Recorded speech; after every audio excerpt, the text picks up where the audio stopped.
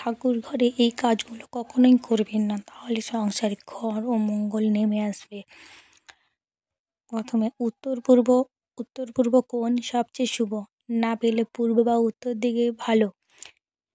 কোন জিনিসগুলো এড়িয়ে চলবেন? শোবার ঘরের ভেতরে ঠাকুরের ঘর, বাথরুমের সামনে বা পাশ ঘেঁষে ঠাকুর ঘরের চুলার ঠিক উপরে বা পাশে। মন্দির দেবতার মুখ পূর্ব বা উত্তরমুখী রাখা শ্রেয়। আপনি প্রার্থনা করবেন পশ্চিম বা দক্ষিণমুখী হয়ে। ঠাকুর ঘরের রং হালকা সাত্বিক রং, সাদা, হালকা হলুদ, হালকা গোলাপি, হালকা আকাশি। খুব গাঢ় বা অন্ধকার রং না ব্যবহার করাই ভালো ঠাকুর ঘরে। ঠাকুর ঘর সাধারণত ধ্যান, ভক্তির স্থান, মানসিক শান্তির জায়গা, পরিবারের শুভ সংকল্পের প্রতীক। এই জায়গাটি পরিষ্কার, শান্ত ও শ্রদ্ধাপূর্ণ থাকলে পরিবারে সবার মনে ইতিবাচক প্রভাব পড়ে। তাই শাস্ত্র এবং লোক বিশ্বাসে কিছু কাজ নিষেধ হিসেবে উল্লেখ আছে। ঠাকুর ঘরে যেসব কাজ করা অনুচিত: অগোছালোভাবে রাখা নিষেধ, ধুলোময় মন্দির, স্নান বা ছিঁড়ে যাওয়া ফুল, পুরনো ধূপ, ছাই জমে থাকা, তেল, প্রদীপ কেন অনুচিত? শাস্ত্রমতে দেবতার স্থানে অনুচিত এর দ্বারা তামসিকতা বাড়ে, মানসিকভাবে ময়লা জায়গা মানুষকে ক্লান্ত, ভারী ও নেতিবাচক করে।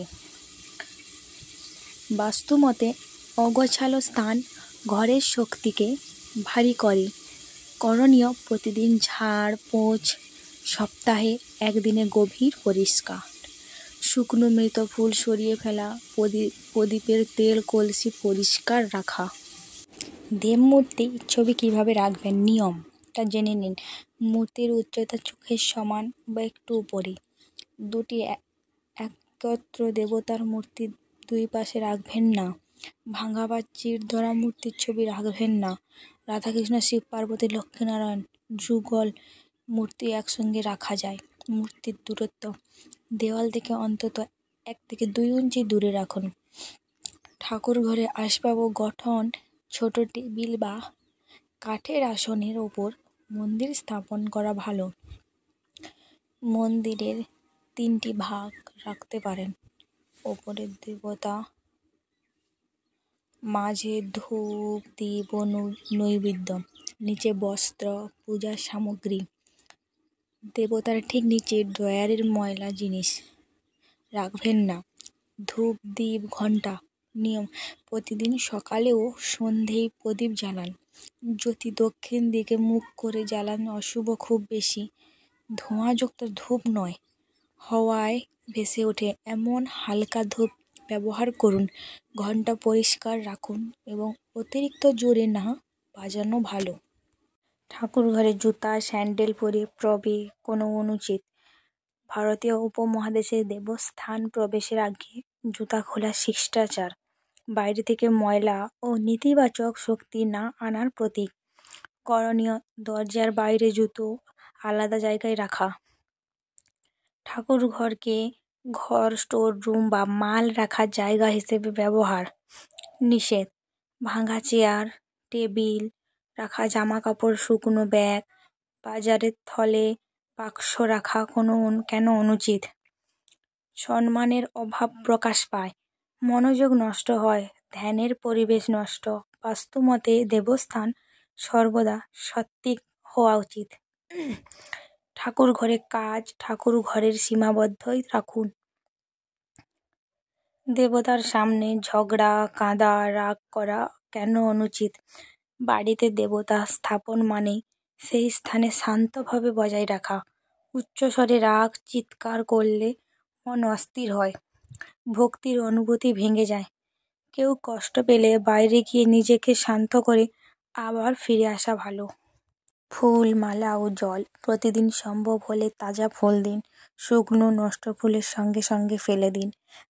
নির্দিষ্ট একটি পাত্রে গঙ্গা জল, পানির কলস রাখতে পারেন। ফুল ব্যবহার না হলে বেলপাতা তুলসী পাতা ব্যবহার করতে পারেন।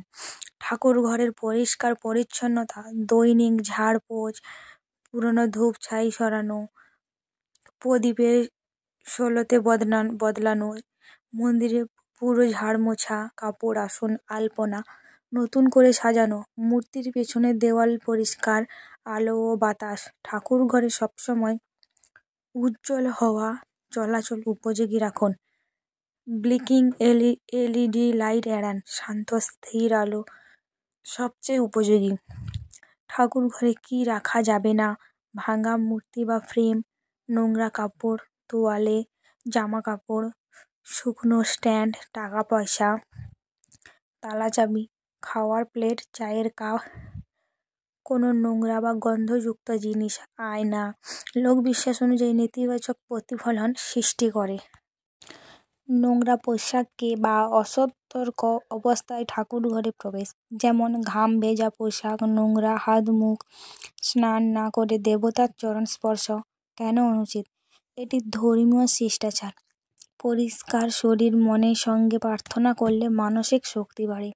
দেবতার সামনে মিথ্যে বলা, কুৎসা করা বা অশ্লীল শব্দ ব্যবহার করা কেন অনুচিত?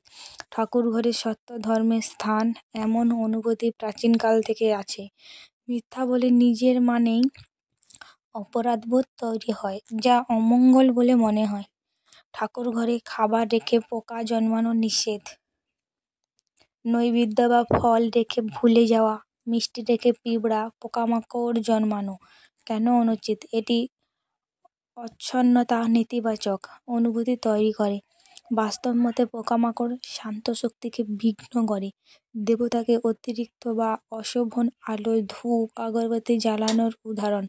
অতিরিক্ত ধোঁয়া, সুগন্ধির মাত্রা বেশি হওয়া কেন অনুচিত?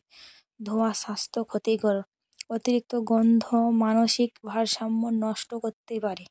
তার সময় শিষ্টাচার, পরিষ্কার পোশাক, হাত মুখ ধুয়ে প্রার্থনা, শান্ত মন, ধীরে মন্ত্র, নাম জপ।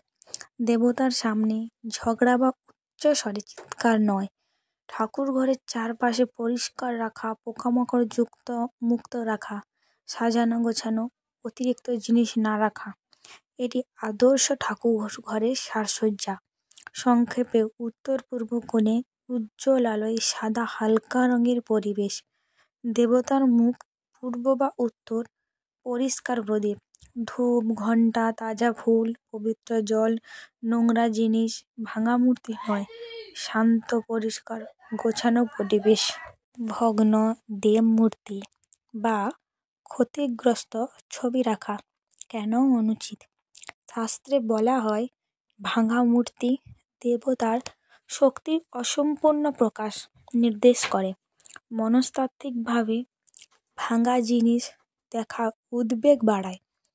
করণীয়, ভাঙা মূর্তি পরিষ্কার কাপড়ে মুড়ে নদীতে পবিত্র জায়গায় বিসর্জন।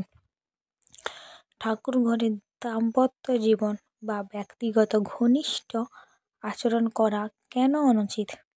দেবস্থানের পবিত্রতা ও ব্যক্তিগত আচরণ একসঙ্গে মানায় না। লোকসংগীতিতে এটি খুব অনুচিত বলে বিবেচিত। সময় আচার সম্পর্কিত নিষেধ। দেবতাকে অসময়ে আহার দেওয়া। কিছু দেবতার নিয়ম থাকে, সকালে আলোর পুষ্পার্চনা, সন্ধে আরতি, নির্দিষ্ট সময়ের আগে বা পরে নৈবেদ্য না দেওয়া। এইসব আচার সংস্কৃতি অনুযায়ী ভিন্ন হতে পারে, তবে নিয়ম মানলে মনসংযম বাড়ে। ঘর অন্ধকার বা বদ্ধ রেখে দেবতা স্থাপন। অন্ধকারে ভক্তির ভাব থাকে না। সুশৃঙ্খল আলো, বাতাস, পরিষ্কার ঘরে প্রার্থনা করলে মন শান্ত হয়। মানসিক বাস্তু দৃষ্টিকোণ থেকে অনুচিত আচরণ। ঠাকুর ঘরকে শোবার ঘরের অংশ করে দেওয়া। বাস্তুমতে দেবতার ঘর দক্ষিণ বা পশ্চিমে শোবার সাথে মিশানো উচিত নয়।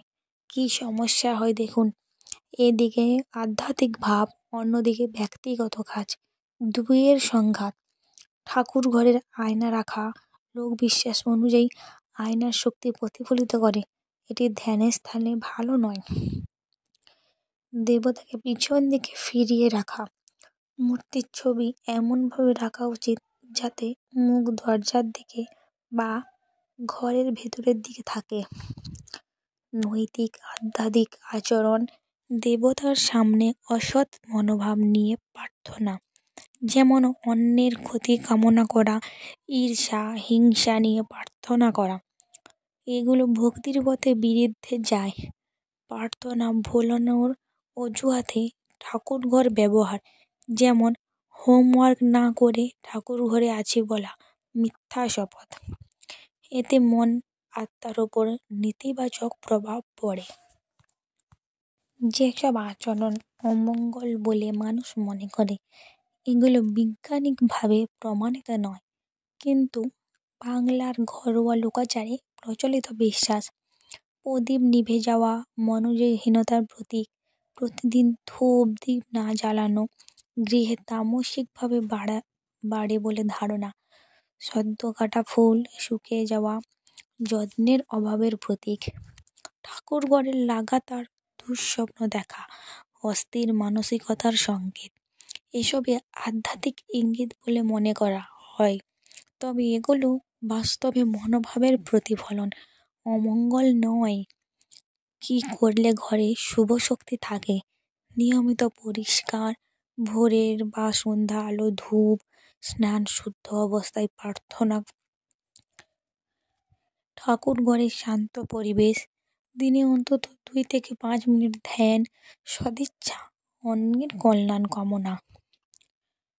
ঠাকুর ঘরে অমঙ্গল নয়, অশোভন, অসমীচীন, অস্বচ্ছ আচরণ মানসিক ভারসাম্য নষ্ট করে।